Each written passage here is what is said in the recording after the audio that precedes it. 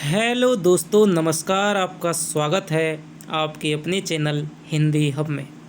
आज इस वीडियो में दोस्तों हम पढ़ने वाले हैं उजाले के मुसाहिब, जो कि विजयदान देथा की कहानी है। और आपको मालूम होगा कि आरपीएससी सेकंड ग्रेड का नया सिलेबस जो जारी किया गया है, उसमें स्नातक स्तर की कहानियों में उजाले के मुसाहिब कहानी लगी हुई है। और इस कहानी के बारे में सबसे बड़ी बात ये है दोस्तों कि ये कहानी कॉलेज लेक्चरर के पाठ्यक्रम में भी लगी हुई है। उसी कहानी को आपके सेकंड ग्रेड में लगा दिया है। बहुत ही दोस्तों व्यंग्यपूर्ण कहानी है, बहुत ही पढ़ने में मज़ा आएगा, बहुत ही सरल और आनंददायक कहानी है। प्रत्येक पाठ को दोस्तों अच्छी तरह से हम पढ़ेंगे। आपको लग रहा है कि पिछले हमने लहरों के राजहंस हिंदी साहित्य के इतिहास को किस तरह से पढ़ते हुए आ रहे हैं। इससे पहले हमने पूस की कहानी को पढ़ा था और आज हम उजाले के मुसाहिब कहानी को पढ़ेंगे। इसके बाद में केवल दोस्तों आपकी एक कहानी रह जाएगी, पटाक्षेप नहीं होगा, जो कि हेतु भारद्वाज की लिखी हुई है। उसको भी दोस्तों हम अगली कक्षा में पढ़ने वाले हैं। तो आज पढ़ने वाले हैं दोस्तों उजाले के मुसाहिब। एक बात कहना चाहूँगा दोस्तों, यदि आपने अभी तक हिंदी हब के टेलीग्राम ग्रुप को ज्वाइन नहीं किया है तो जल्दी से डिस्क्रिप्शन बॉक्स में लिंक दिया गया है, उसे ज्वाइन कर लीजिए। वहाँ पर इन कहानियों के दोस्तों आपको पीडीएफ और क्वेश्चन आंसर भेज दिए जाएंगे। तो सबसे पहले दोस्तों मैं बात करता हूँ कि इस कहानी की भूमिका क्या है। विजयदान देथा के परिचय के बारे में बात करें तो आप जानते हैं विजयदान देथा राजस्थान के एक लोक कथाकार हैं, जिन्हें बिज्जी के नाम से जाना जाता है। और जब आप राजस्थान का जब इतिहास पढ़ते हैं तो उसमें भी साहित्यकारों में दोस्तों विजयदान देथा का नाम आता है। तो सबसे पहले दोस्तों जो राजस्थानी कहावतें हैं उनका दोस्तों संग्रह है वो विजयदान देथा ने किया है। तो ये मैं आपको परिचय है वो आपको पीडीएफ के माध्यम से भेज दूंगा। लेकिन सबसे पहले बात करते हैं दोस्तों उजाले के मुसाहिब कहानी में क्या बताया गया है। तो दोस्तों इस कहानी में कुछ पात्र हैं, जैसे कि राजा है, उसका मंत्री है, दरबारी हैं, जनता है और एक दोस्तों जैन मुनि है। उसमें किसी भी प्रकार का कोई नाम नहीं दे रखा है। उनके माध्यम से दोस्तों आज की जो प्रशासनिक व्यवस्था है उसके खोखलेपन को यहाँ पर उजागर किया है कि क्या होता है कि एक राजा होता है वो बहुत ही अज्ञानी होता है, मूर्ख होता है और उसके दरबारी उसका कहा मानते हैं। एक जैन मुनि है, उनके दरबार में आता है तो वो उसकी अज्ञानता को भांप जाते हैं और राजा उनसे भोजन करने कहता है, लेकिन मुनि कहता है कि मैं आपके यहाँ पर तभी भोजन करूँगा जब आपके राज्य में से समस्त अंधकार है वो मिट जाएगा। अब यहाँ पर आपसे क्वेश्चन पूछा जाएगा कि अंधकार है वो किसका प्रतीक है, तो वो अज्ञानता का प्रतीक है और प्रकाश यहाँ पर ज्ञान का प्रतीक है। अब राजा अपनी अज्ञानता को किस प्रकार से प्रकट करता है। अंधेरा, आपको पता है कि अंधेरा कभी भी नहीं हटाया जा सकता है, सूरज के ढलते ही अंधेरा आ जाता है। लेकिन जो राजा है वो मंदबुद्धि है और वो बाह्य साधनों के माध्यम से अंधेरे को मिटाने का प्रयास करता है। कैसे करता है? सबसे पहले सोचता है, उसके दरबारी मंत्री सलाह देते हैं कि ऐसा करो कि अंधेरे को उलीच उलीच करके बाहर फेंक दो, जिससे अंधेरा मिट जाएगा। सारी जनता है वो उलीचती है, राजा के जो चापलूस कर्मचारी हैं, दरबारी हैं, वो उसकी चाटुकारिता करते हैं, उसके आज्ञा का पालन करते हैं, जिसका दंश है वो जनता को झेलना पड़ता है। तो अंधेरे को उलीचते रहते हैं लेकिन अंधेरा कम नहीं होता है। फिर दूसरी बात अपनाई जाती है कि भाई अंधेरे पर क्या है कि सफ़ेद रंग की पुताई करवा दो, जिससे कि अंधेरा है वो अपने आप गायब हो जाएगा। तो फिर सफ़ेद रंग की पुताई करवाती है, लेकिन फिर भी अंधेरा है वो कायम रहता है। उसके बाद में सोचा जाता है तरीका कि सूर्य की किरणों को ही बांध लो, ये सूरज ही है जिसके जाने पर अंधेरा है वो आ जाता है। यदि हम सूरज की किरणों को बांध लेंगे तो अंधेरा है वो कभी नहीं आएगा। लेकिन ये प्रयास भी निष्फल हो जाता है। उसके बाद में कुछ ज्योतिषियों को सलाह दी जाती है कि आप इस अंधेरे को मिटाने का कुछ प्रयास कीजिए। तो वो कहते हैं कि आप एक बड़े तालाब में 4 चिड़िया के घोंसले बनवाइए और उनमें सगुन चिड़िया है उनको रखवा दीजिए। उनके जब बच्चे होंगे, अंडे होंगे, तो उनसे अंधेरा है वो मिट जाएगा। तो इस प्रकार दोस्तों बाह्य उपक्रमों के माध्यम से वो अंधेरे को मिटाने का प्रयास करता है, जो कि एक असंभव बात है। यदि वो थोड़ा सा अपने अंदर जा कर के अपने अज्ञान को मिटाने का प्रयास करता तो शायद जो अंधेरा है, ज्ञान का प्रकाश उसके अंदर से प्रस्फुटित होता और जो मुनि है उसकी बात है वो मान लेते और वहाँ पर भोजन कर लेते। तो यहाँ पर यही बताया गया है कि आज के परिप्रेक्ष्य में जो शासन व्यवस्था है वो बाह्य उपक्रमों के माध्यम से यानी इतना दिखावा करती है कि शायद हम जनता के दुखों का, जनता की अज्ञानता को, अंधेरे को, ठीक है, जनता की जो अभाव हैं उनको हम मिटाने का प्रयास कर रहे हैं, लेकिन वो वास्तविक जो कारण है उन पर कोई काम नहीं करते हैं, जिससे जो जनता की, समाज की और देश की जो स्थिति है वो वही बनी रहती है ढाक के तीन पात, यानी कि उसमें कोई भी परिवर्तन नहीं आता है। तो बहुत ही दोस्तों, जिस प्रकार आप कहानी पढ़ते हैं उसी प्रकार की एक कहानी है, दादी नानी से जो कहानी आपने सुनी है, ठीक है, मज़ेदार कहानी है। तो चलिए पढ़ते हैं, बहुत ही मज़ा आएगा, बिल्कुल भी आपको बोरिंग नहीं होगी। पिछली कहानियों के अलावा बजाय दोस्तों इस बार की कहानियाँ बहुत ही शानदार हैं, ठीक है। पिछली बार तो 8-8, 10-10, 12-12 पेज की थी, नीरस कहानियाँ थी, लेकिन इस बार बहुत ही अच्छी कहानियाँ लगी हुई हैं और कॉलेज लेक्चरार की जो भी साथी हैं वो भी इस कहानी को पढ़ेंगे, उनके भी सिलेबस में ये लगी हुई है। तो चलिए पढ़ते हैं। यहाँ पर चकवा चकवी के माध्यम से कहानी है वो बताई गई है। कह रे चकवा बात, तो जो चकवी है वो कहती है कि हे चकवा, तू बात कोई ना कोई बात कहे। आपने बचपन में अपनी माँ, दादी से, बाबा से या नानी से कही होंगी कि भाई बात सुनाओ, तो बात कही जाती है। राजस्थान में कहानी को बात कहते हैं। कटे ज्यों रात, जिससे कि रात है वो हमारी कट जाए। घर बीती या पर बीती, कि घर में बीती, आप बीती कहूँ, अपने पर बीती कहूँ, या फिर दूसरे पे बीती हुई कहूँ।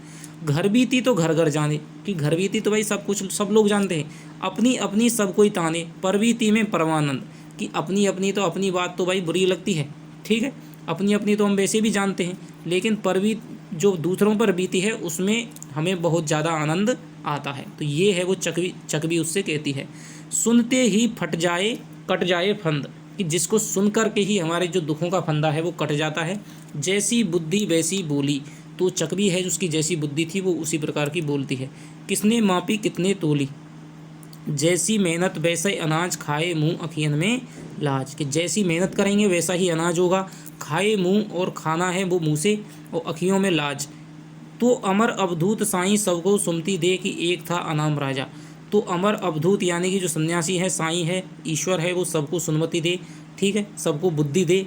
एक था अनाम राजा जिसका कोई भी नाम नहीं था, जिसका वही राग और वही वाजा, उसकी समझ का बोझ अतिशय भारी, यानी कि उसमें समझ का नाम मात्र भी कोई निशान नहीं था। उसकी जो बोझ है, उस पर अज्ञानता का जो बोझ है वो बहुत ज़्यादा, सिर पर अज्ञानता का बोझ बहुत ज़्यादा पड़ा हुआ था। एक पल्ले में राजा तो दूसरे में रैयत सारी, यानी कि रैयत यानी कि प्रजा थी। एक पल्ले में तो राजा की मूर्खता थी और दूसरे में उसकी प्रजा थी जो उसके मूर्खता को झेलने के लिए विवश थी। बिन बुलाए क्यों कर मरता, वह तो करता ज्यों ही करता, यानी कि वो बिना बताए ही कोई भी काम करता और वही उसको सारी प्रजा को करना पड़ता था। जिसके दरबार में चुनिंदा 9 रत्न, और उसके दरबार में 9 रत्न थे। यानी कि दोस्तों सबसे पहले तो इसमें एक राजा है जिसका कोई भी नाम नहीं दिया गया है। सबसे पहले क्वेश्चन बनता है कि कौन के माध्यम से कहानी कही गई है, तो चकवा के माध्यम से चकवी को कहानी सुनाई गई है, ठीक है। और उसके दरबार में कितने रत्न थे, तो 9 रत्न थे। मंशा मुताबिक सारे जतन ही जतन, यानी कि राजा की जैसी मंशा होती थी, जैसी इच्छा होती थी, उसी हिसाब से वो सारे जतन करते थे। अखूट हीरे मोती अखूट खजाना, जैसा बढ़िया रूप वैसा ही बाना, कहूँ झूठ फिर भी सच माने, और कहूँ सांच तो उसे भी झूठ जानो। यानी कि अखूट हीरा मोती अखूट खजाना, कि मेरे पास अखूट हीरा मोती अखूट खजाना, ऐसा यदि राजा कहता तो उस झूठ को भी वो सच मानते थे। ऐसे दरबारी थे, चापलूस दरबारी थे। और यदि मैं झूठ कहूँ तो उसको सच मानते थे, और सच कहूँ तो उसको भी झूठ, कहूँ झूठ फिर भी सच माने, और कहूँ सांच तो उसे भी झूठ जानूँ। यानी मैं यदि कहूँ कि भाई झूठ है ये बात, तो झूठ है चाहे वो सच्ची क्यों ना हो, और मैं कहूँ कि ये बात सच है चाहे वो झूठी क्यों ना हो, तो उसको भी वो सच मानते थे। यानी कि राजा की हाँ में हाँ मिलाते थे। बताऊँ रात फिर भी दिन जातो, कि यदि मैं रात बताऊँ और फिर भी दिन मानो, कहूँ दिन तो उसे भी रात जानो। यदि मैं रात को दिन कहूँ तो तुम भी दिन कहो, और मैं रात को दिन को रात कहूँ तो तुम भी रात कहो। इस प्रकार उसके राजा और उसके दरबारियों की स्थिति थी। तो ये बात है वो चकवा चकवी से कह रहा है। उस राजा की बुद्धि लीक तोड़कर बहती थी, यानी कि हमेशा वो लीक से हटकर के कार्य करता था, और दरबार के 9 रत्नों की अक्ल हरदम छलकती रहती थी। और जो दरबार के मंत्री थे वो भी हमेशा राजा को सुझाव दिए रहते थे। फिर भी राजा के पास हमेशा ऋषि मुनि औघड़ महात्मा संत ज्ञानियों का तांता लगा रहता था। एक जाता और 21 आते, उनके प्रवचन उनके प्रवचन दर प्रवचन ऐसी बौछार होती कि राजा और दरबारियों की अकल का पानी सवा बांस ऊंचा चढ़ा जाता। फिर तो वह कगार किनारे तोड़ता, कलकल करता, सारे राज्य में हवा की गति से फैल जाता। राजा का जैसा तैसा भी आदेश मिलता तो रियासत की तमाम प्रजा उस मुताबिक काम में जूझ पड़ती। ना कोई शंका, ना कोई विवाद। निरीह प्रजा तो राजा के हाथ पांव वह ज्यों सोचे त्यों डाले, ना कोई बूझे ना कोई बोले। यानी कि आज की व्यवस्था पर कटु प्रहार दोस्तों यहाँ पर विजयदान देथा के द्वारा किया गया है कि राजा है वो जैसा बोलता था, जैसा सोचता था, जैसी उसकी मंशा होती थी, उसी अनुसार प्रजा है वो काम करती थी और वो विवश थी, वो कुछ भी बोल नहीं सकती थी। ठीक है, ना ही उसमें कोई शंका समाधान कर सकती थी। जैसा राजा कहता उसी के अनुसार है सबको काम करना पड़ता था। तो आज की जो प्रशासनिक व्यवस्था है वो भी यही काम कर रही है। राजा और रैयत का अयोभाग्य था कि एक बार साधु संतों का सिरमौर, ज्ञानियों का गुरु, एक तीर्थंकर ऐसा प्रकट हुआ कि राजा सहित तमाम दरबारियों की बुद्धि चकरा गई। अब यहाँ पर एक तीर्थंकर हैं, जैन मुनि हैं, मानो प्रत्यक्ष परमेश्वर ही अवतरित हुआ। जिसने भी सुना सब काम छोड़कर उसका प्रवचन सुनने के लिए दरबार में हाजिर हुआ। सबका जीवन एक साथ ही सार्थक हो जाएगा। तो एक राजा के दरबार में एक बार क्या है, सबसे बड़े ज्ञानी महात्मा, ठीक है, जैन मुनि आते हैं और सभी उस दरबार में प्रवचन सुनने के लिए हाजिर हो जाते हैं। एक ही प्राण और एक ही जत्थे के सांचे में ढली भीड़, एक ही प्राण और एक ही जत्थे, यानी कि दोस्तों कोई भी उनमें से अलग नहीं था, सभी राजा के गुलाम थे, सभी एक तरह से सोचते थे। ठीक है, सांचे में ढली और एक ही उनका प्राण था, यानी कि राजा ही उनका प्राण था। सांचे में ढली भीड़ महात्मा के दर्शन की प्रतीक्षा में अविचलित खड़ी थी कि अचानक राजा के साथ तीर्थंकर पधारते दिखे। आंख आंख की ज्योति में महात्मा की छवि उतर गई। हवा और उजाले के सांचे में ढली पवित्र काया जैसे है और नहीं भी। कुदरत का सांप्रत सृजनहार तो मानो आज ही अवतीर्ण हुआ हो, यानी कि जो पूरा का पूरे जो सृजनहार है, पूरी की पूरी जो प्रकृति का जो पूरी प्रकृति का जो साम्राज्य है, सांप्रत यानी पूरा सृजनहार, ठीक है, तो मानो आज ही अवतीर्ण हुआ हो। प्रवचन सुनाते ही करुषित काया का मन धुल जाएगा। यानी कि जैसे ही इन महात्मा के प्रवचन हम सुनेंगे त्यों ही दोस्तों हमारा जो कलुष है, मन का जो कलुष है, मन की जो गंदगी है, वो सारी की सारी धुल जाएगी। प्रत्येक वंदे की याचक दीठ महात्मा के चरणों में लौटने लगी। ठीक है, यानी कि याचक दीठ यानी कि ललचाई हुई नजरें, ठीक है, जिससे कि महात्मा हमारे ऊपर दृष्टि डालें और हमारे जो सारे पाप हैं वो धुल जाएं। आशीर्वचन के उपरांत महात्मा के होठ खुले, जैसे स्वयं कुदरत की अपने मुँह से बखान सुना रही हो। प्रजा के कानों में अमृत सा घुलने लगा। बिजली की लहरों के उन्मान महात्मा के श्रीमुख शब्दों की आभा निस्तृत यानी कि प्रस्फुटित हो रही थी। काले बहरे अंधियारे को मिटाकर तुम्हें संपूर्ण उजियारा जगमगाना है। तो ये संवाद आपसे पूछा जा सकता है कि ये किसने कहा था? काले बहरे अंधियारे को मिटाकर तुम्हें संपूर्ण उजियारा जगमगाना है। तो ये संवाद कहा था आपके जैन मुनि ने। केवल चिरंतन प्रकाश से ही मनुष्य जीवन सार्थक होगा। अंधेरे में औंधी सूझती है, उजियारे में सब कुछ स्पष्ट नजर आता है। तो यहाँ पर महात्मा का तो जो तात्पर्य है वो है कि आप अंधकार है, ठीक है, अंधकार अज्ञान का प्रतीक है, तो अज्ञान मनुष्य के मन में नहीं होना चाहिए। जब अज्ञान होता है तो उसे कुछ भी स्पष्ट नजर नहीं आता है, जबकि प्रकाश से ही सब कुछ स्पष्ट नजर आता है। निर्धूम माने बिना धुएं के आलोक में आत्मा के सम्मुख झिलमिलाने लगता है, जिसकी ज्योत के दर्शन नितांत अंधा मनुष्य भी कर सकता है। यानी कि जो दोस्तों ज्ञान है उसका जो दर्शन है वो अंधा मनुष्य है वो भी कर सकता है, जबकि प्रकाश अंधा मनुष्य नहीं दे सकता है। तो इसीलिए यहाँ पर प्रकाश का तात्पर्य ज्ञान से है।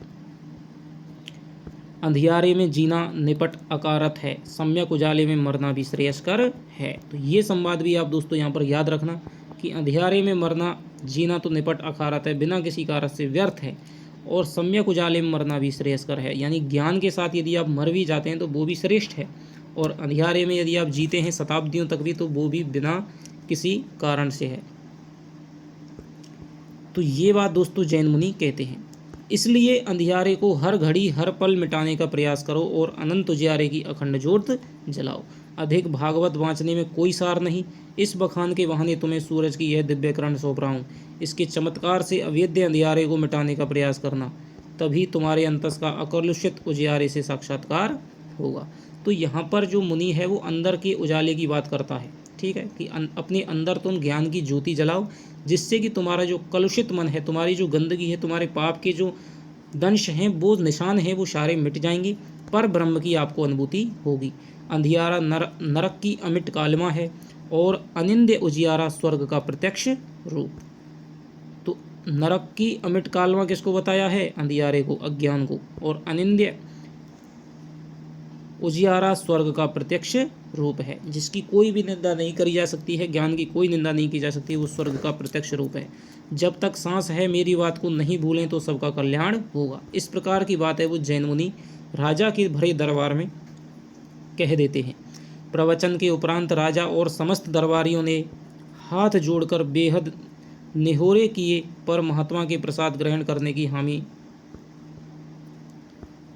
महात्मा ने प्रसाद ग्रहण करने की हामी भरी सो नहीं भरी। यानी कि राजा ने कहा कि आप भोजन करके जाइए, प्रसाद ग्रहण करके जाइए, लेकिन महात्मा समझ गया था कि भाई ये मूर्ख हैं और यहाँ पर रहना ज़्यादा देर न्याय संगत नहीं है, यहाँ से निकल जाना ही श्रेष्ठ है। तो उसने कह दिया कि भाई आप अंधेरे की ज्योति है, अंधेरे की जो कालिमा है उसमें आप प्रकाश की ज्योति जलाओ, इस अंधेरे को मिटाओ, ठीक है।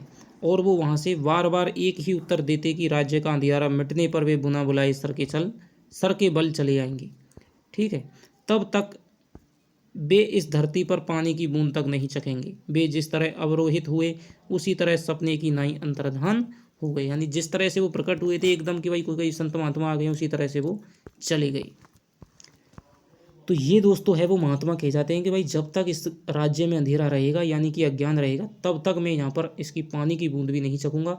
जिस दिन यहाँ पर प्रकाश का उदय होगा तब मैं दोस्तों सिर के बल है वो चले आऊँगा। उस रात को तो बस कोई बहाना भर मिलना चाहिए था, फिर तो उसके दिमाग में जुगनू झिलमिलाने उस राजा को तो बस कोई बहाना भर मिलना चाहिए था, फिर तो उसके दिमाग में जुगनू झिलमिलाने लगते। बरसों के बाद ऐसा सुनहरा सुयोग मिला कि वह गुरुमुखी राजा दूसरे ही राज के 9 रत्न व दरबारियों के साथ बैठकर अंधकार को मिटाने की खातिर आमादा हो गया, यानी कि तैयार हो गया। सिंहासन, मुकुट और खजाना उसी दिन सार्थक होंगे जब चिरंतन प्रकाश की बधाई सुनकर महात्मा सोने के थाल में प्रसाद ग्रहण करेंगे। पर राजा तो राजा ही होता है, पूरे राज्य का एक छत्र अधिपति। बुद्धि के बिना इतनी बड़ी रियासत एक घड़ी भी नहीं चल सकती। शरीर की ताकत तो बुद्धि के पीछे ही चलती है, वरना शेर, सूअर, हाथी, भेड़िया ही मनुष्य का राजा होता। तो राजा है वो सोचता है भाई ये बुद्धि है, ये दरबारी है, ये सोना है, खजाना है, राज्य है, किस दिन काम आएगा। आज ही तो ऐसा कोई मौका मिला है कि हम अपनी बुद्धि का उपयोग कर सकते हैं और इस अंधेरे को मिटा सकते हैं। तो यहाँ पर जो राजा है बाहरी प्रयत्नों के माध्यम से अंधेरा है उसको मिटाने का प्रयास करेगा। घड़ी भर राजा, दीवान और 9 रत्न सभी चुपचाप विचार करते रहे कि उनके राज्य से अंधेरे को हमेशा के लिए कैसे खदेड़ा जाए। दुनिया में ऐसा कौन सा मसला है जो गहराई से सोचने पर नहीं सुलझे। अकस्मात राजा की छलकती बुद्धि में बिजली के उन्मान यानी बिजली की तरह एक विचार कौंधा। गहरे चिंतन की मुद्रा बनाकर उसने दीवान से पूछा, क्यों दीवान जी, पिछले साल नहीं 3 साल पहले राजमहल का तहखाना बाढ़ के कारण पूरा भर गया तो उलीच उलीच कर सारा पानी बाहर उछाला था कि नहीं? हाँ उछाला था अंदाता। मुझे आज की तरह याद है, तुम सब लोग अच्छी तरह जानते हो, मैं याद रखने वाली बात कभी नहीं भूलता। तो ये राजा का कथन है। दीवान सिर झुकाकर बीच में बोला, हुजूर के भूलने पर तो सर्वत्र प्रलय हो जाएगा। तो ये बात कौन कहता है? दीवान कहता है। अब साहब मैं तो प्रवचन के दौरान ही महात्मा जी के मन की बात भांप गया था। गुलाबी अधरों पर गुमान की मुस्कुराहट छितराते हुए राजा ने कहा, अंधेरा मिटाने की आधी दूबी तरकीब तो उसी समय सोच ली थी। मुझे पक्का भरोसा है कि तहखाने के पानी की तरह अंधेरा भी उलीचने पर समाप्त हो जाएगा। क्यों? उलीचने के बाद वह पानी तहखाने में वापस तो नहीं आया। ना गरीब परवर, ना यानी गरीबों पर आप कृपा करने वाले, क्या मजाल की एक बूंद भी वापस आई। दीवान अपनी चतुराई के प्रति पूर्णतया आश्वस्त था। तो ये आपका दीवान का कथन है, ना गरीब परवर, ना क्या मजाल एक बूंद भी वापस आई। इन कहानियों में दोस्तों ज़्यादा कुछ क्वेश्चन नहीं बनते। इनमें से सबसे जो आपकी मोस्ट कहानी है वो है आपकी उसने कहा था। लेकिन तीनों कहानियां हैं तो तीनों में से बराबर 2-2 क्वेश्चन आपके निश्चित रूप से आपसे पूछे जाएंगे। तो प्रत्येक कहानी में से जब 2 क्वेश्चन बनेंगे तो दोस्तों कितनी भी गहराई जा सकती है। तो यहाँ से संवाद आपसे उठाए जाएंगे कि प्रसिद्ध कहानी में जो संवाद है वो किसने कहा था। तो ये आपका दीवान का संवाद है। राजा ने नाभि तक गहरी हामी भरी, तब तो यह बात दिन के उजाले की तरह साफ है कि अंधेरा भी उलीचने पर वापस नहीं आएगा। कि भाई जब पानी ही नहीं आया वापस, हमने पानी को उलीच करके बाहर निकाला और पानी वापस नहीं आया, इसी तरह से अंधेरे को उलीच करके हम बाहर निकाल देंगे। हाँ, गरीब नवाज, गरीबों पर कृपा करने वाले। दीवान ने मिलती मारते कहा, हमेशा हमेशा के लिए इसका काला मुंह हो जाएगा। यानी कि जो अंधेरा है इसका जो हमेशा हमेशा के लिए काला मुंह हो जाएगा और इसको हम निकाल देंगे। तो एक रत्न ने गर्दन खुजाते आशंका प्रकट की, पानी तो लीच कर तहखाने के बाहर उछाल दिया, मगर अंधेरे को कहाँ उछालेंगे, वह तो चारों दिशाओं में छाया रहता है। ये एक उसके नवरत्न ने कहा था। सवेरे सूरज उगने पर अंधेरा अपना ठिकाना छोड़कर कहीं ना कहीं तो जाता ही है। दूसरे रत्न ने उसका खंडन करते हुए कहा, जरा सोच विचार कर जवाब दो, वह अपनी जगह छोड़ता है कि नहीं। हाँ, जगह तो छोड़ने पर ही ओझल होता है। पहले वाला रत्न मुंह उतार कर बोला, करने का जिम्मा तुम्हारा, अलबत्ता तुम्हारे साथ बैठने से मुझे दूर की सूझती है। हुजूर तो आज्ञा फरमाते रहें, हम कुछ भी करने को तैयार हैं। एक रत्न ने हाथ जोड़ते हुए कहा, दीवान जी, सारे राज्य में घर घर डोंडी पिटवा दो कि इसी अमावस के शुभ मुहूर्त में दिन ढलते ही हर व्यक्ति अंधेरा उलीचने लगे, सो तब तक नहीं रुके जब तक कि पूरा सफाया ना हो जाए। तो कब से दोस्तों शुरुआत करवाते हैं अंधेरा उलीचने की? तो सबसे पहले अमावस के शुभ मुहूर्त पर।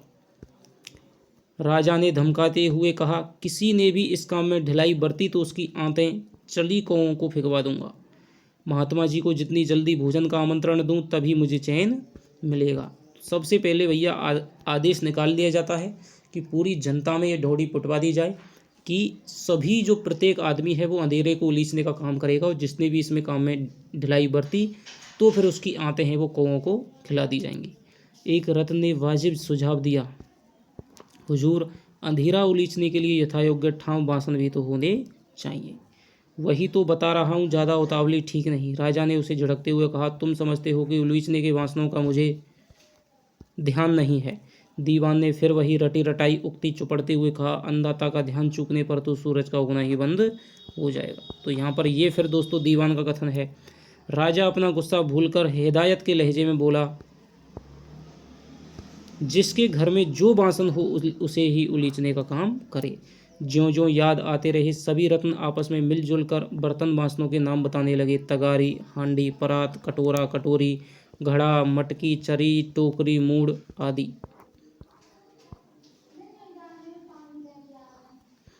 एक बुद्धिमान रत्न ने तुरंत बीच में शंका की, मूड़ तो काफ़ी भारी होती है, आसानी से उठेगी नहीं। राजा ने खुलासा करते हुए कहा, मूड़ भरी की खाली? भरी हुई गरीब नवाज, ना, तुम यहीं पर भारी भूल कर गए। अभिमान से छितरी मुस्कुराहट को दबाकर राजा ने गंभीर सुर में समझाते हुए कहा, अंधेरे से भरी होने पर भी मूड़ में वजन तो रत्ती भर भी नहीं बढ़ेगा, क्योंकि अंधेरा नज़र तो आता है पर उसका ठोस आकार नहीं होता। फिर तो हाथी की छाया हाथी जितनी ही भारी होनी चाहिए। तो ये भी दोस्तों किसका कथन है? राजा का कथन है। दीवान के साथ सभी रत्नों ने जयघोष किया, खम्मा गढ़ी यानी कि प्रणाम प्रणाम। भला अन्नदाता के अलावा इतनी गहरी बातें और किसी सूझ सकती हैं? राजा के चिर अभ्यस्त कानों की खातिर अब कैसी भी खुशामद का कोई स्वाद नहीं रह गया था। सुनी अनसुनी करके झुंझलाते कहा, यहाँ बैठे बैठे खम्मा घड़ी चिल्लाने से कुछ पार नहीं पड़ेगी। जितना जल्दी हो सके सारे राज्य में डोंडी पिटवाने का इंतजाम करो। जिस घर के आसपास अंधेरा नजर आएगा उसे भरपूर दंड मिलेगा। तो ये बात भाई साहब राजा ने कह दी थी। पहला काम क्या किया था? उलीचने का काम है वो करवाता है। दीवान ने झुककर बंदगी की। तीसरे दिन ही घर घर खबर ना कर दो, ना हो तो दीवानगिरी छोड़ दूंगा। पर उसे दीवानगिरी छोड़ने की कभी ज़रूरत नहीं पड़ी, बल्कि समय समय पर पुरस्कार सिरोपाप भी मिलते रहे। राजा के आदेश की अनुपालना में वह बेहद पारंगत था, यानी कि बहुत ज़्यादा चापलूस था। और उधर डोंडी का प्रमाण सुनने के बाद प्रजा भी कतई ढिलाई नहीं बरती। अमावस की सांझ घिरते ही जिसके हाथ जो बर्तन बासन पड़ा उसी से अंधियारा उलीचने में मुस्तैद हो गया, यानी कि तैयार हो गया। यहाँ तक आते आते चकवा किसी भी सूरत में अपनी हंसी रोक नहीं सका। खिलखिल हंसी के साथ उसकी चोंच से चिंगारियां झड़ने लगीं। हंसते हंसते ही कहने लगा, अब उस राज्य के सौभाग्य की क्या सीमा। 8 पहर 32 घड़ी यानी कि 8 पहर, एक पहर में 3 घंटे होते हैं, 8 तिया 24, और दोस्तों 32 घड़ियां होती हैं।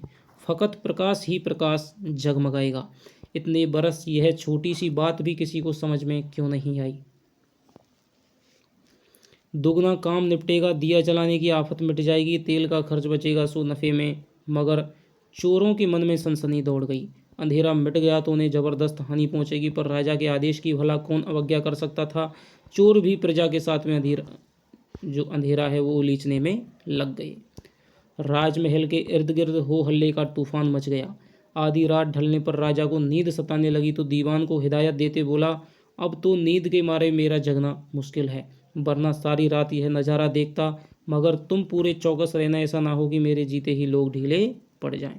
तो ये दोस्तों राजा है, वो कहता है कि भाई मुझे तो नींद आ रही है, अब मैं तो सोने जा रहा हूँ, लेकिन तुम है वो पूरी मुस्तैदी के साथ में तैयार रहना कि कहीं लोग है राजा इसे ये बात पता चले कि राजा जी सो गए हैं, तो फिर वो अंधेरे उलीचने का काम है उसमें वो ढीले पड़ जाएं। नहीं अंदाता, सपने में भी कोई ऐसी गुस्ताखी नहीं करेगा, आप किसी बात की चिंता ना करें। तो ये दीवान है दोस्तों, ये अंदाता शब्द का प्रयोग है तकिया कलाम के रूप में करता है। पर अंधेरे का सफाया होते ही मुझे बेधड़क जगा देना, समझे, ये बात दीवान से कहता है। दीवान ने कोर्निश करते हुए अतिशय आदर के साथ में हामी भरी तो राजा निश्चिंत होकर रंग महल में सोने के लिए दासियों के साथ रवाना हो गया। और घोड़े पर चढ़ा दीवान सारी रात प्रजा को जोश दिलाता रहा कि वह पल भर के लिए भी विश्राम ना करे। ऐसा शानदार काम दुनिया में किसी राजा ने आज तक नहीं किया। यह बात तो अंदाता को सूझी, जैसे ही सूझी बुद्धि के सागर अपने हुजूर की भला कौन बराबरी कर सकता है। दूसरे सभी राजा महाराजा इनके सामने छछूंदर हैं, छछूंदर। तो इस प्रकार दोस्तों दीवान है वो बहुत बड़ा चापलूस है। अंधेरा उलीचते उलीचते प्रजा की कमर टूटने लगी, हाड़ हाड़ टीसने लगा, बाहें फटने लगी, बच्चे बूढ़े जवान और महिलाएं कोई भी पीछे नहीं रहा। बड़ा काम तो सबके जुटने पर ही संभव होता है।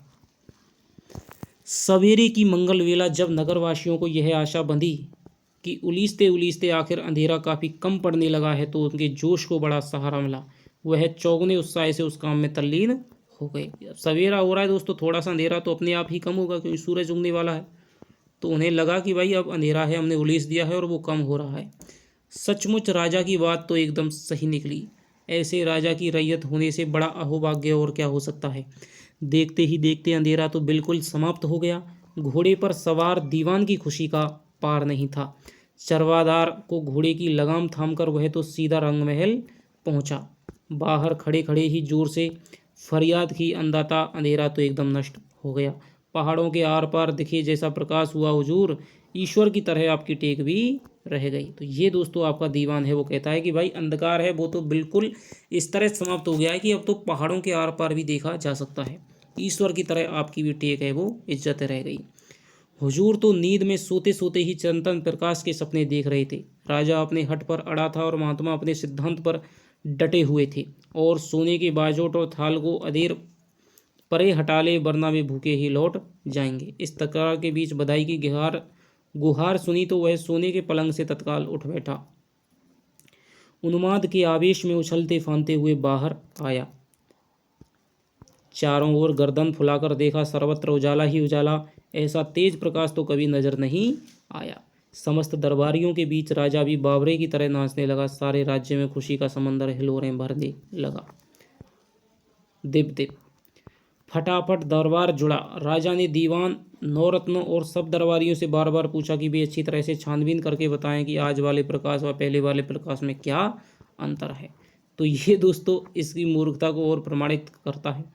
सभी सत्यवादियों ने संवेत एक साथ सुर में कहा कि आज वाला प्रकाश बहुत बहुत श्रेष्ठ है। यह असली और सच्चा प्रकाश है। पहले वाला प्रकाश तो बहुत धुंधला धुंधला था। ऐसी अपूर्व निष्ठा और अथक मेहनत से उलीचने के बाद अंधियारे की चमक में क्या खामी। पर आज के प्रकाश में तो कुदरत का रूप ही बदल गया। मानो कुदरत प्रमुदित होकर के मुस्कुरा रही है, यानी प्रसन्न होकर के मुस्कुरा रही है। आनंद में सराबोर राजा ने खूब दान पुण्य किया। फिर चतुर दीवान को आदेश दिया कि जहाँ कहीं भी हों उन पहुँचे हुए महात्मा को लाने के लिए 100 घोड़े दौड़ाएं। उनके चरण पखालने पर ही उसका जीवन सार्थक होगा। तो भैया महात्मा को लाने के लिए राजा ने आदेश दे दिया। एक रत्न ने धीमे से कहा, हुजूर 2-3 दिन तो इस प्रकाश की जांच पड़ताल कर लेते। यानी कि उसके रत्नों में एक दो ऐसे भी हैं जो शंका करते हैं, लेकिन ज़्यादा नहीं कर पाते। उनको पता है यदि हमने ज़्यादा जिद की तो राजा है वो हमें दंड दे देगा, दीवान है उसका चापलूस है, और अन्य भी जो रत्न हैं वो भी दरबारी हैं, वो भी चापलूस हैं। कैसी बहकी बहकी बातें कर रहे हो। राजा बीच में टोक कर बोला, कुछ भी जांच करने की जरूरत नहीं। अब तो इसके पुरखे भी अपने राज्य की ओर मुंह नहीं कर सकते। तुम्हें इस नए प्रकाश की कुछ विशेषता नजर नहीं आई? नजर तो आई अंदाता, लेकिन दीवान ने हंसकर टालते कहा, अब लेकिन वेकिन का कोई लफड़ा नहीं, फिर भी एक दिन तो और। तो वो कहता है भाई एक दिन तो कम से कम आप देर कर ही लीजिए। दिन? दूसरे रत्न ने उसकी बात का विरोध करते कहा, रात होने पर ही दिन का हिसाब रहता है। अब तो आठों पहर फकत उजाला ही उजाला जगमगाएगा। अब ना तो रात होगी और ना ही दिन। इस बात का ध्यान तो राजा को भी नहीं था। समझदार रत्न की राय सुनते ही राजा ने जोशियों से खरी हिदायत दी कि वे घड़ियों की गिनती के हिसाब से वार तिथि का लेखा जोखा रखें, वरना बहुत झमेला पड़ जाएगा। यानी कि पहले तो दिन होती थी तो उस हिसाब से भाई आज दिन है, एक दिन है, 2 दिन हो गया, 3 दिन हो गया। अब पर दिन का हिसाब कैसे रखेंगे? तो अब आप घड़ियों के हिसाब से ही दिन का हिसाब रखेंगे। यदि 24 जैसे 8 पहर हो जाएं, ठीक है, 32 घड़ियां हो जाएं, तो उस हिसाब से आप मान लीजिए कि एक दिन हो गया। किंतु जोशियों का सौभाग्य की झमेला पड़ने की नौबत ही नहीं आई। उजाले की खुशियां मनाते मनाते दिन तो चटपट बीत गया। हमेशा की तरह पश्चिम दिशा की गोद में सूरज धीरे धीरे समाने लगा तो एक साथ सबके मुंह उतर गए, मगर राजा का बुलंद हौसला कि उसने हार नहीं मानी। दरबारियों को धैर्यपूर्वक समझाने लगा, युग युगांतर से यह चिर अभ्यस्त अंधेरा आसानी से हमारा पीछा नहीं छोड़ेगा। तुम सभी जानते हो कि गुमशुदा गाय भी एक बार तो अपने पुराने खूंटे पर लौट आती है। यह अंधेरा भी कम ढीठ नहीं है, पर हमेशा इस तरह उलीचने से वह ज़रूर हार थकेगा, पस्त होगा। दीवान जी, इस काम को तुम पूरी मुस्तैदी से चालू रहो। यानी कि एक बार भैया इसे आदत लग चुकी है, अब ये बार बार उलीचा जाएगा तभी इसकी आदत है वो छूटेगी। इसलिए दीवान जी तुम इस काम को पूरी मुस्तैदी के साथ में चालू रखो। जो हुक्म अंदाता। दीवान कहता है कि हाँ ठीक है, लेकिन कुदरत तो दीवान और दरबारियों के उन्माद राजा का लिहाज नहीं रखती।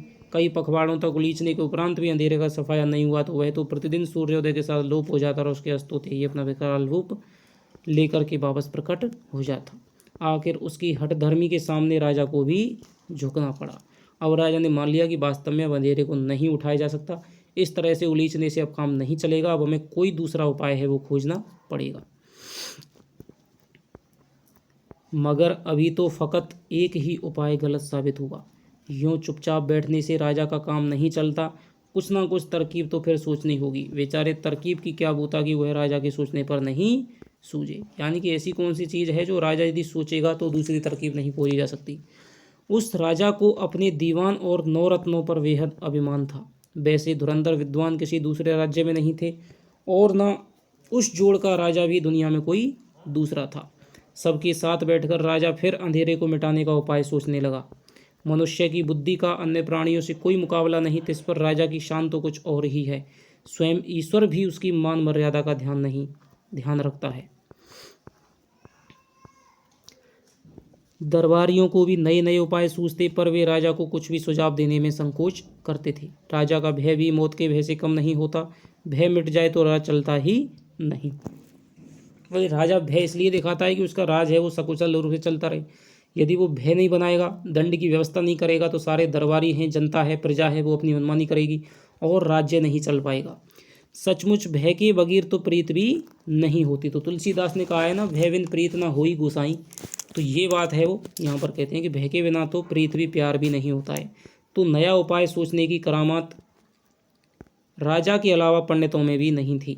आखिर मगजमारी करते करते राजा को एक नामी उपाय सूझा।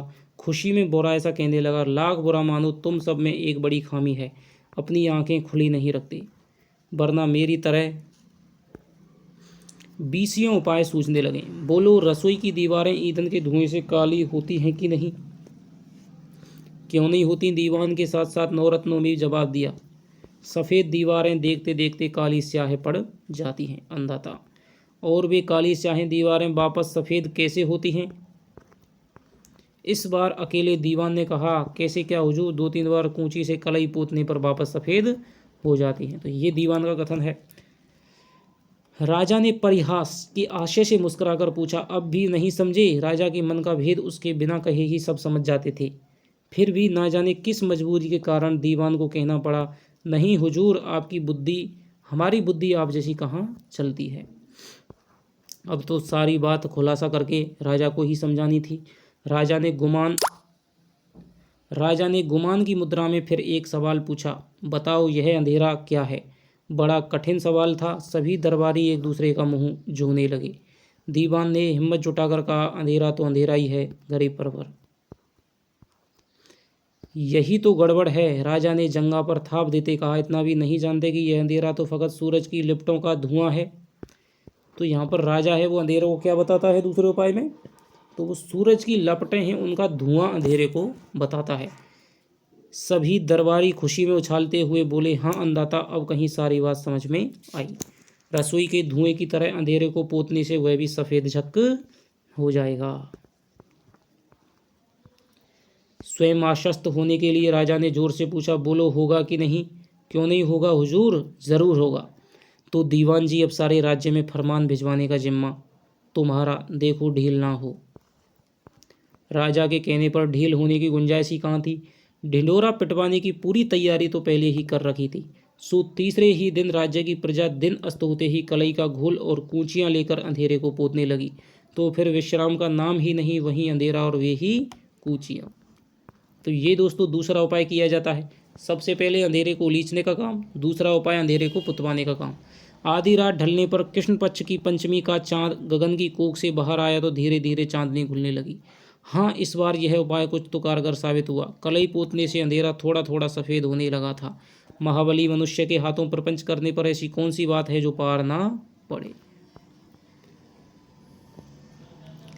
आखिर पुताई करते करते अंधेरा तो दिप दिप चमकने लगा। ऐसा उजाला तो पहले कभी नहीं हुआ। सूरज की धूप को भी मात करे जैसी पुताई।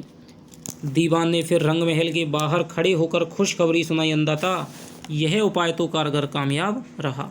फ़कत होली दीपावली पूतने पर ही सूरज की लपटों का धुआं सफ़ेद जख्त हो जाएगा। यानी केवल हम होली दिवाली पे ही सफ़ेद पुताई कर दें तो जो अंधेरा है वो सफ़ेद झक हो जाएगा, यानी कि मिट जाएगा। राजा ने रंग महल से बाहर आकर देखा तो दीवान की बात पूरमपूर सही निकली। दमकते प्रकाश की ओर राजा ने देखा नहीं गया। आंखें टमकारते बोला, पुताई ज़्यादा कर दी, आंखें चुदिया रही हैं। हाँ जहाँ पनाह, भूल हो गई। दीवान ने हाँ में हाँ मिलाते कहा, कुछ तो कलई गाड़ी थी और कुछ पुताई भी गाड़ी थी। डरने की कोई बात नहीं है। ढांढस बताने की मनसा से राजा बीच में ही बोला, पहली बार भूल हो ही जाती है, आगे से ध्यान रखना। दीवान ने हाथ जोड़कर कहा, पूरा ध्यान रखूंगा गरीब परवर। शाबाश, अच्छी तरह ध्यान रखने से कभी किसी काम में खोट नहीं रहती है। तो ये आपके राजा का कथन है। पर दीवान की चौकसी के बावजूद पुताई के काम में पूरी खोट रह गई। कुदरत को किसी का कुछ भी ध्यान ना था। हमेशा की तरह दिन अस्त होते ही अंधकार तो फिर प्रकट हो गया, वैसा ही अथाह और वैसा ही काला स्याह है।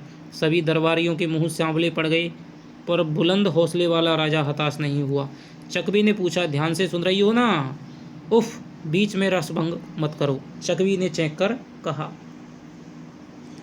दुनिया में एक भी ऐसा प्राणी है जो तुम्हारी बात को ध्यान से ना सुने। खाने पीने की भी शुद्ध नहीं रहती, और यह बात तो इतनी शानदार है कि कानों के बिना भी सुनी जा सकती है। बस तुम कहते जाओ और मैं सुनती रहूं।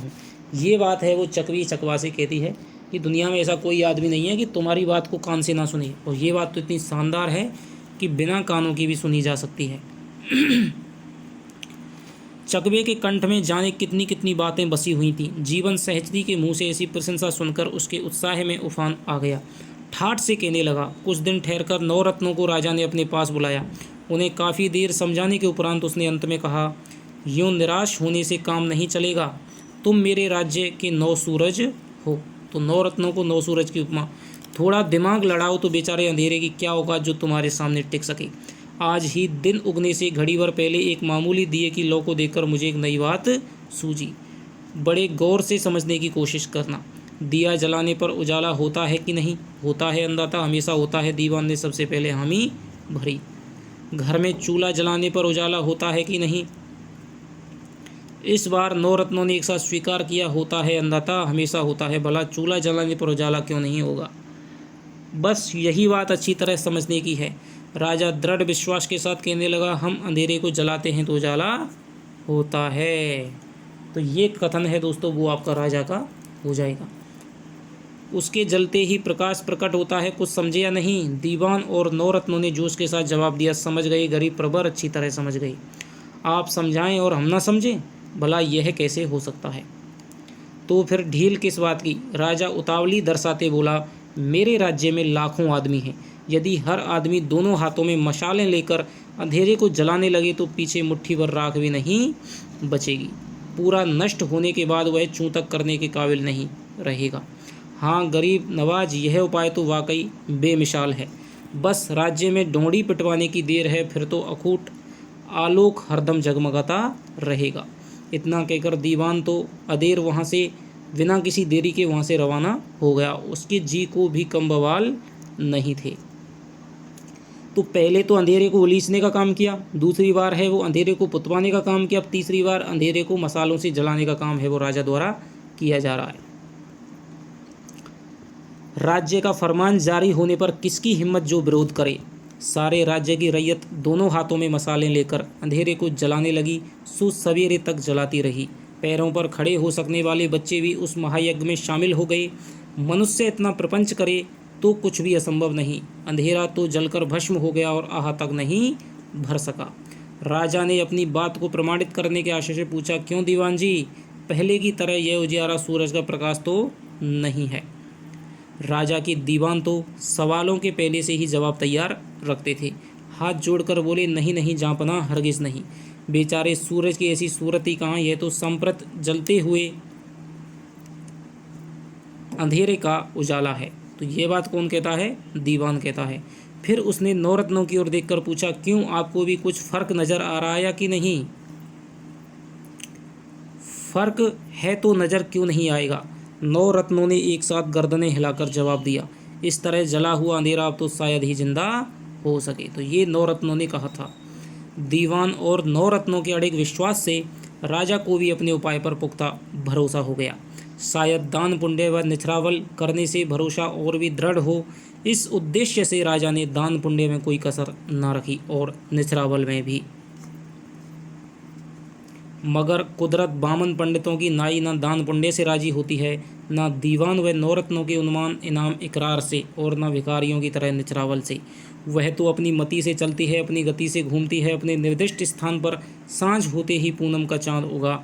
हौले हौले चांदनी की आवाज़ सर्वत्र फैलने लगी। दीवान, नौरत्न और दरबारियों ने सोचा कि अंधेरे को पूरा जलाने में थोड़ी खामी रह गई। 5-7 बार अच्छी तरह से जलाने से राजा की तरकीब निस्संदेह कारगर साबित होगी, इसमें कोई मीन मेख नहीं।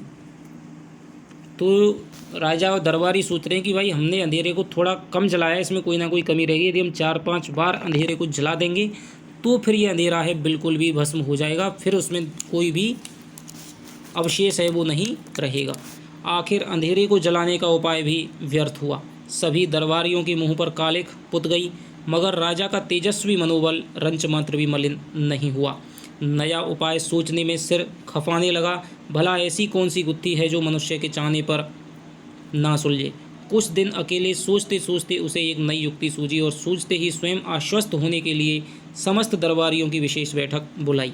दीवान और नौरत्नों को अपनी अपनी समझ पर भले ही अविश्वास हो, किंतु राज्य के एक क्षत्र अधिपति की सूझबूझ पर उन्हें किसाना भरोसा था। तो ये दोस्तों राजा की चापलूसी करते थे दीवान और जो दरबारी थे, कि अपनी समझ पर भले ही उन्हें अविश्वास हो, विश्वास ना हो, लेकिन राजा की समझ पर वो 100% विश्वास करते थे।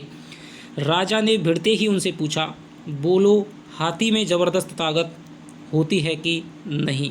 बोधा होती है अन्नदाता, उसी में बेजोड़ ताकत होती है। फिर भी सांकल से बांधने पर उसे काबू किया जा सकता है कि नहीं? बिल्कुल किया जा सकता है, किया जा सकता है अन्नदाता, बछड़े की तरह काबू किया जा सकता है। तब इतना परेशान होने की क्या वजह है? सूरज अस्त ना हो तो अंधेरा भी ना हो। पतली पतली किरणों को रस्सियों में बांधकर हम सूरज को एक जगह रोक लें तो चिरंतन प्रकाश होगा कि नहीं? होगा अन्नदाता, ज़रूर होगा, दीवान ने मस्तक नवाते कहा। लेकिन इसके लिए सारे राज्य में ढिंढोरा पिटवाने की दरकार नहीं। सूरज की किरणों को तो शहर के वासी ही जकड़ कर बांध लेंगे। फिर हुजूर के तप तेज की तुलना में बेचारे सूरज की क्या औकात। तो ये दोस्तों आपका दीवान है वो कहता है। ज्यों ज्यों शासन की बागडोर ढीली पड़ती गई, दीवान की चाटुकारिता सीमा का अतिक्रमण करने लगी। पर कुदरत ना किसी राजा की खुशामद करती है और ना ही उसका अंकुश मानती है। वह तो अपनी मति से चलती है, अपनी गति से घूमती है। शहर के तमाम नागरिकों ने अब सूरज की किरणों को बांधने का खूब प्रयत्न किया, पर सब अकारत। ना उसका तपतेज में कुछ खामी पड़ी, ना उसके नितनेम में, यानी कि ना तो उसका जो प्रकाश है तपतेज था वो कम हुआ, और ना ही उसकी जो रेगुलरिटी थी, निरंतरता थी, वो कम हुई। वह तो हमेशा की तरह समय पर पश्चिम दिशा में डुबकी लगाकर अधीठ हो जाता, और उसके अधीठ यानी कि अदृश्य हो जाता था, और उसके अधीठ होते ही अंधेरा सांवला रूप धरकर धीरे धीरे आकाश में व्याप्त होने लगता। इस बार राजा को भी अंधेरे के सामने पस्त होना पड़ा। ना दरबारियों की खुशामद काम आई और ना नवरत्नों की सूझबूझ। तत्पश्चात राज्य का एकमात्र अधिष्ठाता होते हुए भी राजा ने विख्यात पंडितों को बुलाकर कहा, आज दिन तक मेरा कोई उपाय अकारत नहीं गया। इस बार यह क्या अनहोनी हुई? मेरे नक्षत्र अचानक इसने खराब कैसे हो गई? अच्छी तरह पंचांग देखकर इसका मायना बताओ। यानी कि भाई आज तक मैंने जो कुछ सोचा वो मैंने सफल किया, इससे पहले कभी भी मेरे उपाय हैं वो अकारत नहीं गए, व्यर्थ नहीं गए। अब मेरे नक्षत्रों में, ग्रह नक्षत्रों में क्या गड़बड़ी हो गई है तुम देख करके बताओ, पंचांग देखकर। तो राजा है यहाँ अपनी मूर्खता को नहीं बल्कि अपने नक्षत्रों में वो गड़बड़ी देखता है। तो राजा ने पूछा तो पंडितों का मायना बताना ही था। स्वामी के आदेश की अवहेलना कैसे करते? पंचांग में काफ़ी देर गड़ाकर उन्होंने पुख्ता दिनमान बताए। अंत में क्षमा मांगते हुए अरदास की, गरीब परवरिश के लिए आपको एक टोटका सारना होगा। शंकर भगवान के नंदी जितना प्रखंड खरे सोने का सांड दान करके हुजूर को 7 दिन का अखंड मौन रखना होगा। तो पंडितों ने क्या उपाय बताया कि भगवान के नंदी जितना आपको प्रचंड खरे सोने का एक नंदी बनवाना है और वो सांड दान करना है, और 7 दिन तक आपको अखंड मौन रखना है। मेरा तो पेट ही फट जाएगा 7 दिन का मौन। हाँ गरीब निवाज, पूरे 7 दिन का मौन, एक घड़ी भी कम नहीं। अच्छा, पंडितों के ज्ञान से प्रभावित होकर राजा ने माकूल सवाल पूछा, किसे दान करना होगा? गरीब गुरबों को नहीं, करुणा निधान पंडितों को। नंदी का स्वर्ण दान तो हमेशा पंडितों को ही दिया जाता है। फिर भी हुजूर के दिल में गरीबों के लिए दया मोह हो तो गणेश भगवान के चूहे का दान कर दो। तो यहाँ पर दोस्तों देखो पंडितों की ये इस प्रकार की यहाँ पर व्यंग किया गया है कि भाई गरीब गुरबों को आप देना चाहते हो तो गणेश भगवान के चूहे का दान कर दो, और पंडितों को देना चाहते हो तो वो आप फिर यहाँ पर पंडित भी दोस्तों चाटुकारता हैं, और वो राजा से उसे पता है कि ये राजा मूर्ख है और इससे जितना हड़प लिया जाए उतना ही अच्छा है। खूब, बहुत खूब। दयावंत राजा ने पंडितों को बीच में टोक कर कहा, गणेश भगवान भी किस रूप में कम है? शंकर जैसा औघड़ पिता और पार्वती जैसी ममतामयी माँ। खम्मा घड़ी अंदाता खम्मा घड़ी, आपसे क्या छिपा है? आप तो सर्वज्ञ हैं। एक मामूली सी अरदास आपके चरण कमलों में प्रस्तुत करना चाहते हैं। नगर के भीम तालाब में सतह से 1.25 हाथ नीचे 7 घोंसले खुदवाने का श्रीमुख से आदेश फरमाएं। यानी कि आप जो भीम तालाब है, बड़ा तालाब है, उसमें आप 1.25 हाथ नीचे, सतह है उसका तल है, उसके 1.25 हाथ नीचे 7 घोंसले खुदवाने का श्रीमुख से आदेश फरमाएं। गरीब परवर, जब उन घोंसलों में शकुन चिड़िया अलग अलग अंडे देगी तब आपका कोई भी उपाय व्यर्थ नहीं जाएगा। फिर तो सूरज को हथेली में खिलाएं और अन्नदाता की मर्जी, और चांद को ठोकर उछालें तो हुजूर की इच्छा। फिर तो भले ही आप सूरज को हथेली में खिलाएंगे ना तो भी आप खिला सकेंगे, और चांद को आप ठोकर से उछालेंगे तो भी आपको कोई दिक्कत नहीं होगी। आपका प्रत्येक उपाय है वो कारगर होगा। बीच बीच में सहसा चकवे ने यूँ ही खिजाने की मंशा से पूछा, रात अब ढलने पर है, तुझे नींद तो नहीं आ रही? तब पति की अक्ल पर गुमान करते चकवी बोली, ऐसी उम्दा बात सुनकर तो नींद की भी ऊँघ उड़ जाए।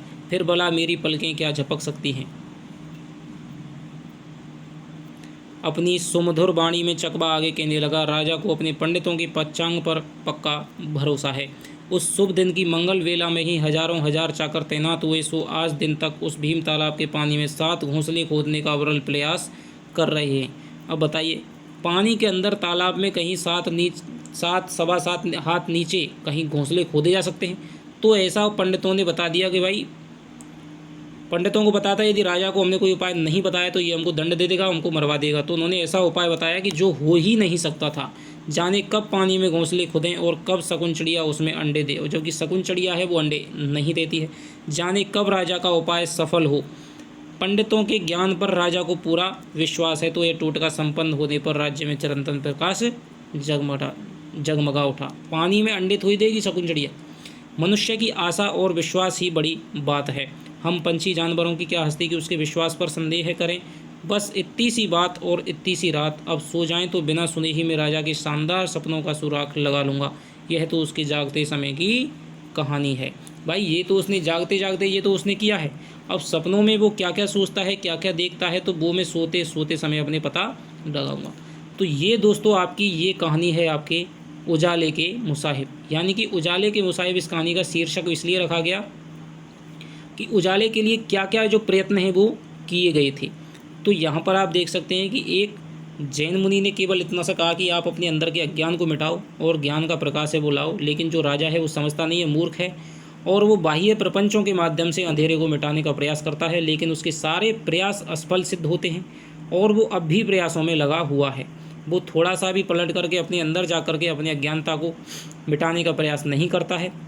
ठीक है, तो ये दोस्तों आज की जो प्रशासनिक व्यवस्था है उस पर व्यंग किया गया है कि जनता के लिए बाह्य साधनों पर, बेकार के साधनों पर बहुत ज़्यादा बल दिया जाता है, लेकिन जो असली कारण है जिनकी वजह से जो समाज की स्थिति, प्रजा की स्थिति, देश की स्थिति में कोई सुधार नहीं हो रहा है, उन कारणों पर कोई भी क्रियान्वयन नहीं किया जाता है, कोई भी प्रयास नहीं किया जाता है। तो इस प्रकार दोस्तों आपकी उजाले की मुसाहिब कहानी है। तो इसके जो क्वेश्चन आंसर हैं दोस्तों आपको टेलीग्राम ग्रुप के माध्यम से मिल जाएंगे। यदि आपने अभी तक टेलीग्राम ग्रुप ज्वाइन नहीं किया है तो डिस्क्रिप्शन बॉक्स में उसकी लिंक है, जाकर के वहाँ पर टेलीग्राम ग्रुप को ज्वाइन कीजिए। तो आशा करता हूँ कि आपको ये कहानी पसंद आई होगी।